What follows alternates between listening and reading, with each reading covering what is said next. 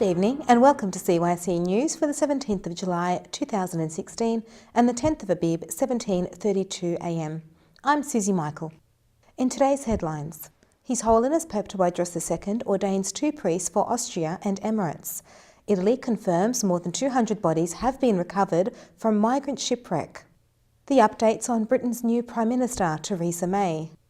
A man emerges from a suitcase at a train station after sneaking across the Swiss border. A hidden red hair gene possesses a skin cancer risk. And the British Open 2016, who is tipped to win the Troon title. To our top Christian story. On Sunday, the 10th of July, His Holiness Pope Tawadros II ordained 2 priests, one with the name of Bishoy for the Diocese of Austria and the other with the name Theodore for the Diocese of Dubai in the Emirates. His Holiness Pope Tawadros prayed the liturgy in the Church of Transfiguration in the papal headquarter in Wadi el-Troon, Egypt. Those who participated in the prayers were His Grace Bishop Bahomios, Bishop of Bahira and Matrua, Egypt, His Grace Bishop Sarabamon, Bishop and Abbot of St. Bishoy Monastery, His Grace Bishop Gabriel, Bishop of Austria, and His Grace Bishop Angelos, General Bishop of Southern Shobra Churches.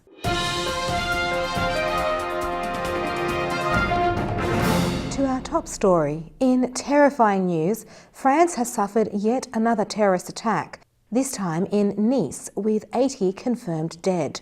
Witnesses have described seeing bodies flying like bowling pins when a truck packed with weapons ploughed into a crowd during Bastille Day celebrations in the French city. At least 80 people have been killed. The death toll has been climbing since the attack began about 7:30 AM Australian Eastern Standard Time. A spokesman for France's Interior Ministry said it's going to be a very high toll. The driver is among the dead. The incident interrupted a fireworks display for the national celebration when the huge truck rammed into the crowd celebrating on the French Riviera. Mown-down bodies remain strewn on the streets, and the scene has been described as apocalyptic and carnage on the road. Christian Estrausi, president of the region, says the truck that caused carnage in the southern city was loaded with grenades, guns, and larger weapons. A man who witnessed the attack told CNN he saw the driver accelerate and aim for people as the vehicle slammed into the crowd. The truck continued about 2 kilometres through the city's busy main, dragging mown down people in its path. The driver then emerged from the truck and opened fire on the crowd, another eyewitness said.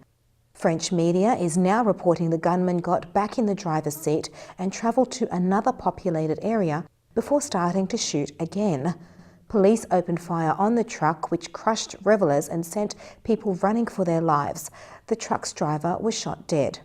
Unconfirmed reports are circulating suggesting terror outfit Islamic State has claimed responsibility for the attack. The driver was a 31-year-old man of Tunisian origin. Details of his identity were obtained from papers found in the shot-up truck following the attack. According to local newspaper Nice Martin, the truck driver was said to have shouted Allahu Akbar, God the Great, before being shot dead by police. More on this news throughout the week on CYC. Over to Italy, where the Italian Navy have recovered 217 bodies from a migrant ship that sank off the coast of Libya in April 2015. Italian authorities have said only 28 people survived the disaster, which has been labelled one of the deadliest of the migrant crisis. Italian Prime Minister Matteo Renzi said that approximately 700 people were on board the ship when it went down. The ship's wreckage was pulled out of the water last week using a robot and towed to port at the naval base in Sicily. A team of 150 professionals from the Navy, the Fire Department and the Red Cross have taken part in the operation on a daily basis. Medical assistance as well as psychological counselling are being offered to emergency workers involved in the case. Renzi issued a statement on Facebook saying, "That ship contained stories, faces, people, not just a number of dead bodies." He said he instructed the Navy to recover the bodies so they can have a proper burial rather than being left at the bottom of the sea. Officials suggest that as many as 300 bodies remain in the vessel. The four-star commander of the US Central Command got an unexpected up-close and personal look at the Iranian Revolution Guard Corps Navy when a US Navy warship he was on was approached by 5 armed Iranian craft in the Arabian Gulf. General Joseph Vattel was on board the USS New Orleans on a southbound transit in the Strait of Hormuz when the Iranian ships came within 500 yards of the ship, according to US defense officials. A defense official also said there were 2 separate encounters with the Iranian boats. The first was with a Hudog-class patrol boat and the second with 4 smaller Iranian vessels. The official confirmed that there was at least 1 bridge-to-bridge communication between the Americans and Iranians. One defense official said the encounters were deemed safe by the US, noting that Iranians often shadow US Navy ships in the Gulf. But Vattel warned that such incidents pose a risk. According to Reuters, Vattel told reporters on the bridge of the USS New Orleans, "As you've seen in a relatively compressed space here, there is great opportunity for miscalculations. We don't always have a lot of time to deal with those interactions. I think what we've probably learned here today is that it's measured in minutes." There were no indication the Iranians knew Vattel was on board. Miss Theresa May, the new leader of Britain, made her first speech as Prime Minister outside 10 Downing Street on Wednesday. Despite only lasting a few minutes, May's speech managed to cover a lot of ground. The new Prime Minister made a centrist appeal for unity in the face of divisions that came to the foreground after Britain's vote to leave the European Union came to light. Some commenters, have even compared it to the short speech Margaret Thatcher, Britain's first female Prime Minister, made in 1979 when she was first in office.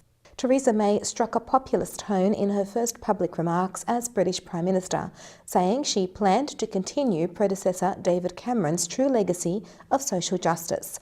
The Conservative Party leader spoke directly to the poor, black and white working class residents, as well as women, youth and those with mental health issues, saying, "The government I lead will be driven not by the interests of a privileged few, but by yours." Her party prizes unionism, and not just among England, Wales, Scotland and Northern Ireland, but between citizens, whoever they are and wherever they're from.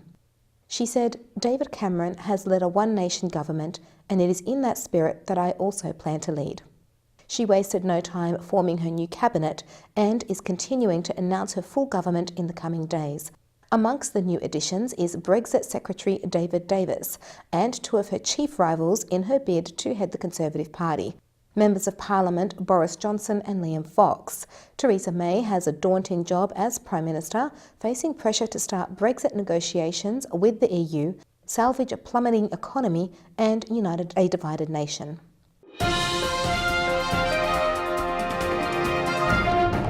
Swiss rail travellers got a shock this week when a 21-year-old man unzipped himself from a bag placed on a station platform. According to CNN, a video shot by a Swiss border guard on Monday showed a hand poking out of a suitcase struggling to open the zipper at a train station near the Italian border. The guard unzips the rest of the way, freeing the tall man who was from Eritrea. The man has packed himself inside the case to cross the border from Italy to Switzerland. More than 220,000 migrants have entered Europe so far in 2016. To reach Europe, most refugees take a life-endangering sea voyage. This year alone, almost 3,000 have died while crossing the Mediterranean. The suitcase find illustrates the length migrants are willing to go to not only enter Europe, but leave southern Europe for countries believed to be more welcoming towards refugees. Since May 30, more than 3,400 migrants have tried to enter Ticino, the Swiss region where the suitcase was detected. The man inside the suitcase has been sent back to Italy. After days of bloodshed in South Sudan, an uneasy truce is in effect in the world's youngest nation, where soldiers slaughtered dozens last week. South Sudan President Salva Kiir and Vice President Riek Machar appealed for calm after days of heavy fighting between their soldiers. The United Nations reported on Tuesday that the President and Vice President had ordered public institutions reopen and all soldiers back to their barracks. The United Nations said that ceasefire appeared to largely be bearing sporadic gunfire. Kiir and Machar have separate forces loyal to each side. The two rivals have been embroiled in a power struggle for years, with forces loyal to both engaging in battles and civilians trapped in the crossfires. To health news, experts warn that people can carry a silent red-hair gene that raises the risk of sun-related skin cancer. The Sanger Institute team estimate 1 in every 4 UK people is a carrier. The gene's effect is comparable to 2 decades of sun exposure in terms of cancerous changes, while people with 2 copies of the gene will have their ginger hair, freckles and pale skin, and probably know to take extra care in the sun. However, those with 1 copy may not realise they are at risk. Around 25% of UK adults have one version of the gene called MC1R, which increases their risk of malignant melanoma. Although not true redheads, they will have pale skin and some freckles and are prone to sun damage. Their natural hair colour can range from brown through to blonde, sometimes with a hint of red. The findings in Nature Communications suggest that people with the red hair gene are naturally less able to protect themselves from the sun's damaging UV rays. In sports, former England captain Steve Gerrard believes that his country has the talent to change major football trophies if it chooses the right manager to replace Roy Hodgson. According to CNN, Sunderland manager Sam Allardyce is favoured to take over as England coach following Hodgson's hasty resignation, which came just minutes after England's demoralising 2-1 defeat by Iceland, a defeat which knocked it out of Euro 2016. Gerrard scored 21 goals in 114 appearances for England before retiring from international duty in 2014. He says a fear of failure was to blame for England's lacklustre performance in France, but that the right appointment could take it to the next level.